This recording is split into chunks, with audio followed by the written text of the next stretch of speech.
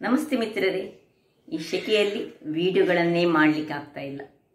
ಈ ಶೆಕೆಯಲ್ಲಿ ಏನಾದರೂ ಒಂದು ರೀತಿಯ ಪಾನೀಯವನ್ನು ತಯಾರಿಸಿ ಕುಡಿಯೋಣವೇ ಅಂತ ಅನಿಸ್ತಿದೆ. ಹಾಗಿರುವಾಗ ಇವತ್ತು ನಾನು ಒಂದು ವಿಶಿಷ್ಟವಾದ ಗೋಂದಿನಿಂದ ಅಂದರೆ ಬಾದಾಮ್ ಗೋಂದಿನಿಂದ ಒಂದು ಪಾನೀಯವನ್ನು ತಯಾರಿಸಿದ್ದೇನೆ. ಈ ಬಾದಾಮ್ ಗೋಂದಿ ಎಂಬುದು ನಮ್ಮ ಕರಾವಳಿಗರಿಗೆ ಹೆಚ್ಚು ಗೊತ್ತಿರುವಂತಹ ಒಂದು ವಸ್ತುವಲ್ಲ. ಇದೊಂದು ಶ್ರಬ್ಬಿನಿಂದ ಮಾಡುವಂತಹದ್ದು, ಅಂದರೆ ಇದು ಸಸ್ಯಜನ್ಯ. ಹಾಗಿರುವಾಗ ಈ ಒಂದು ಬಾದಾಮ್ ಗೋಂದಿನಲ್ಲಿ ಅನೇಕ ಆಯುರ್ವೇದಿಕ್ ಅಂಶಗಳು ಇವೆ. ಅವುಗಳ ಉಪಯೋಗ ಏನು ಎಂಬುದನ್ನು ನಾನು ಈ ಒಂದು ಪಾನೀಯವನ್ನು ಮಾಡ್ತಾ ನಿಮಗೆ ಎಕ್ಸ್ಪ್ಲೇನ್ ಮಾಡ್ತಾ ಇದ್ದೇನೆ. ಹಾಗಿರುವಾಗ ಈ ಒಂದು ಬಾದಾಮ್ ಗೋಂದು ಮತ್ತು ಸಿಂಪಲ್ ಗೋಂದು ಇದು ಎರಡಕ್ಕೆ ಬಹಳ ಡಿಫರೆನ್ಸ್ ಉಂಟು. ಇನ್ನೊಂದು ಗೋಂದು ನಾವು ಯೂಸ್ ಮಾಡ್ತೀವಿ, ಸ್ವೀಟ್ ಎಲ್ಲ ಮಾಡುವಾಗ ಯೂಸ್ ಮಾಡುವಂತಹ ಗೋಂದೇ ಬೇರೆ. ಈ ಒಂದು ಬಾದಾಮ್ ಗೋಂದು, ಇದಕ್ಕೆ ಬಾದಾಮ್ ಗೋಂದಿಗೆ ನಾರ್ತ್ ಇಂಡಿಯಾದಲ್ಲಿ ಗೋಂದ್ ಕಟೇರ ಅಂತ ಹೇಳ್ತಾರೆ. ಇದು ಆನ್ಲೈನ್ಗಳಲ್ಲಿ ಸಹ ಸಿಗ್ತದೆ ಅಥವಾ ಆಯುರ್ವೇದಿಕ್ ಶಾಪ್ಗಳಲ್ಲಿ ಸಹ ಇದು ಸಿಗ್ತದೆ. ಹಾಗಿರುವಾಗ ಈ ಒಂದು ಆರೋಗ್ಯಕರ ಅಂಶವನ್ನು ಹೊಂದಿರುವಂತಹ ಬಾದಾಮ್ ಗೋಂದಿನಿಂದ ಏನೆಲ್ಲ ಉಪಯೋಗಗಳು ಉಂಟು ಎಂದು ನೋಡುವ ಮೊದಲು, ಯಾರೆಲ್ಲ ನನ್ನ ಚಾನಲನ್ನು ನೋಡ್ತಿದ್ದೀರಿ, ಯಾರೆಲ್ಲ ಇನ್ನೂ ಸಬ್ಸ್ಕ್ರೈಬ್ ಮಾಡಿಲ್ಲ, ದಯವಿಟ್ಟು ಸಬ್ಸ್ಕ್ರೈಬ್ ಮಾಡಿ ಸಪೋರ್ಟ್ ಮಾಡಿ ಅಂತ ಹೇಳುತ್ತಾ ಬನ್ನಿ.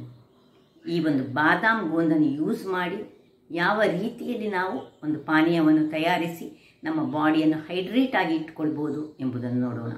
ಮಿತ್ರರೇ, ಈ ಶೆಕೆಗಾಲದಲ್ಲಿ ಮಾಡುವಂತಹ ಒಂದು ಜ್ಯೂಸನ್ನು ನಾನು ತೋರಿಸ್ಕೊಡ್ತಿದ್ದೇನೆ. ಅದು ಒಂದು ಸ್ಪೆಷಲ್ ಐಟಮ್ನಿಂದ.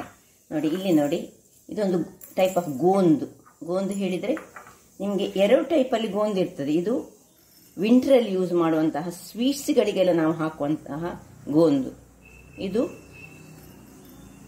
ಇದು ಸಮ್ಮರಲ್ಲಿ ಯೂಸ್ ಮಾಡುವಂತಹ ಗೋಂದ್ ಕಟೇರ ಅಥವಾ ಬಾದಾಮ್ ಗೋಂದ್ ಅಂತ ಇದಕ್ಕೆ ಕರಿತೇವೆ. ಇದು ಸಿಂಪಲ್ ಗೋಂದು. ಎರಡು ಸಹ ಒಂದು ಗಮ್ ಟೈಪಿನಂತಹದ್ದು.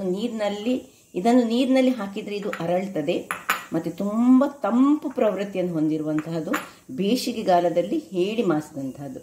ಇದು ಚಳಿಗಾಲದಲ್ಲಿ ಯೂಸ್ ಮಾಡುವಂತಹ ದೇಹಕ್ಕೆ ತುಂಬ ಶಾಖವನ್ನು ಕೊಡುವಂತಹದ್ದು. ಅದರಿಂದಾಗಿ ಇದನ್ನು ಈ ಮೆಂತೆಯೊಟ್ಟಿಗೆ ಸೇರಿಸಿ ತುಪ್ಪದಲ್ಲಿ ಹುರಿತಾರೆ. ಇದನ್ನು ತುಪ್ಪದಲ್ಲಿ ಹುರಿದಾಗ ಇದು ಅರಳ್ತದೆ. ಇದು ಗೋಂದು ಬೇರೆ, ಇದು ಗೋಂದು ಬೇರೆ. ಅದರಿಂದಾಗಿ ಎರಡು ಸಹ ನ್ಯಾಚುರಲ್ ಆಗಿ ನಮ್ಮ ಪ್ರಕೃತಿಯಲ್ಲಿ ದೊರಕುವಂತಹದ್ದು ಎರಡು ಗೋಂದುಗಳು. ಗಿಡದಿಂದ ಅಂದರೆ ಒಂದು ಶ್ರಬ್ಬಿನಿಂದ ಇದನ್ನು ತೆಗಿತಾರೆ. ಇದು ಅಂಟು ಅಂತ ಇದಕ್ಕೆ ಕರೀತಾರೆ.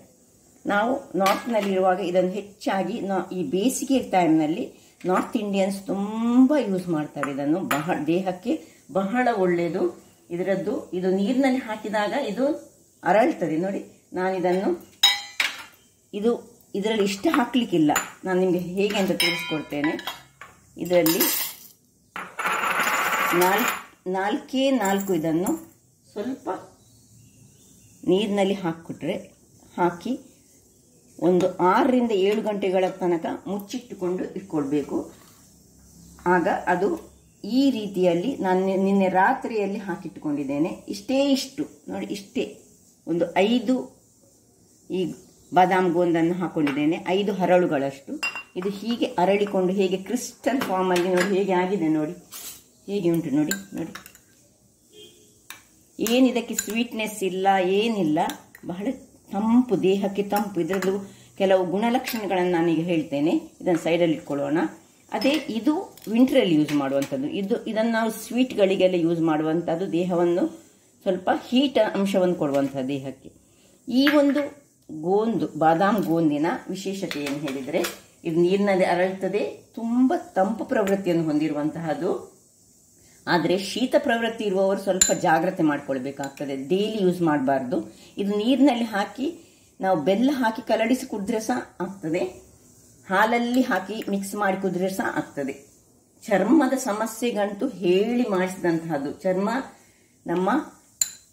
ನಮ್ಮ ಏಜನ್ನು ಇದು ಮರೆಮಾಚುತ್ತದೆ ಅಂತ. ಇದನ್ನು ಯಾವಾಗಲೂ ಕುಡಿದ್ರೆ, ಒಂದು ಹಾಲಿನಲ್ಲಿ ಹಾಕಿ ರಾತ್ರಿ ಹೊತ್ತಲ್ಲಿ ಕುಡಿದು ಅಥವಾ ಬೆಳಗಿನ ಹೊತ್ತಿನಲ್ಲಿ, ಮಧ್ಯಾಹ್ನದ ಹೊತ್ತು, ಯಾವ ಹೊತ್ತಿನಲ್ಲಿ ಕುಡಿಬಹುದು ಇದನ್ನು.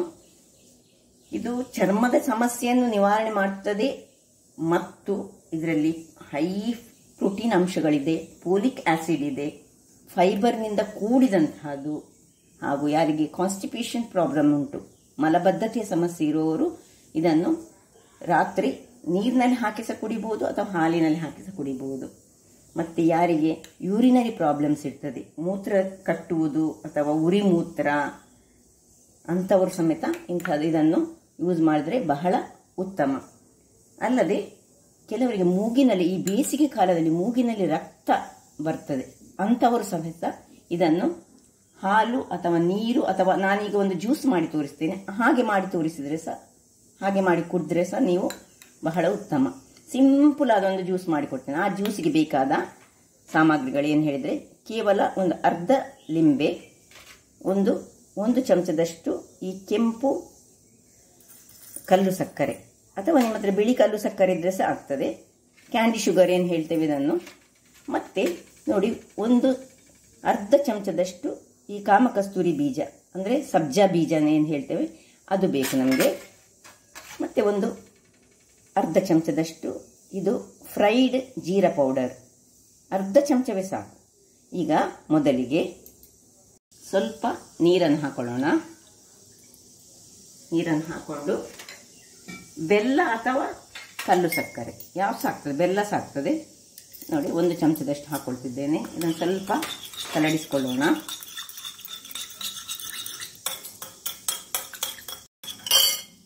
ಸ್ವಲ್ಪ ಬೆಲ್ಲ ಅಥವಾ ಇದನ್ನು ಕಲಡಿಸುವಾಗ ಇನ್ನು ಲಿಂಬೆಯನ್ನು ಇದಕ್ಕೆ ಹಿಂಡಿಕೊಳ್ಳೋಣ. ಯಾವಾಗಲೂ ಸಕ್ಕರೆ ಅಥವಾ ಬೆಲ್ಲ ಅಥವಾ ಕಲ್ಲು ಸಕ್ಕರೆಯನ್ನು ಕಲಡಿಸಿ ಇದು ಚೆನ್ನಾಗಿ ಕಲಡಿದ ಮೇಲೆ ಲಿಂಬೆಯನ್ನು ಹಿಂಡಬೇಕು. ಇಲ್ಲದಿದ್ದರೆ ನೋಡಿ ಏನಿಲ್ಲ, ಇದರಲ್ಲಿ ಬಹಳ ಸುಲಭ ರೀತಿಯಲ್ಲಿ ಮಾಡುವಂತಹದ್ದು. ಈ ಗೋಂದ್ ಕಟೇರ ನಾನು ಹೇಳಿದಲ್ಲ, ಬಾದಾಮ್ ಗೋಂದು ಬಹಳ ಆರೋಗ್ಯ ಫಲಿತಾಂಶವನ್ನು ಹೊಂದಿರುವಂಥದ್ದು. ಅಲ್ಲದೆ ಎಲ್ಲಿ ಸಿಗ್ತದೆ ಹೇಳಿದ್ರೆ ಹೆಚ್ಚಾಗಿ ಆಯುರ್ವೇದಿಕ್ ಅಂಗಡಿಗಳಲ್ಲಿ ಮಾತ್ರ ಇದು ದೊರಕ್ತದೆ. ಇಲ್ಲಿ ಬೀಜ ಇದ್ದರೆ ಬೀಜವನ್ನು ನಾವು ತೆಗೆದುಕೊಳ್ಬೇಕು. ಇನ್ನು ಇದರಲ್ಲಿ 1 ಚಮಚಗಳಷ್ಟು ಈ ಬಾದಾಮ್ ಗೋಂದ್, ಇದಕ್ಕೆ ಹಿಂದಿಯಲ್ಲಿ ಗೋಂದ್ ಕಟೇರ ಅಂತ ಸಹ ಹೇಳ್ತಾರೆ. ಹೆಚ್ಚಾಗಿ ನಾರ್ತಿನವರು ಇದನ್ನು ಹೆಚ್ಚಾಗಿ ಯೂಸ್ ಮಾಡ್ತಾರೆ. 1 ಸ್ಪೂನ್ ಹಾಕಿದರೆ ಸಾಕು.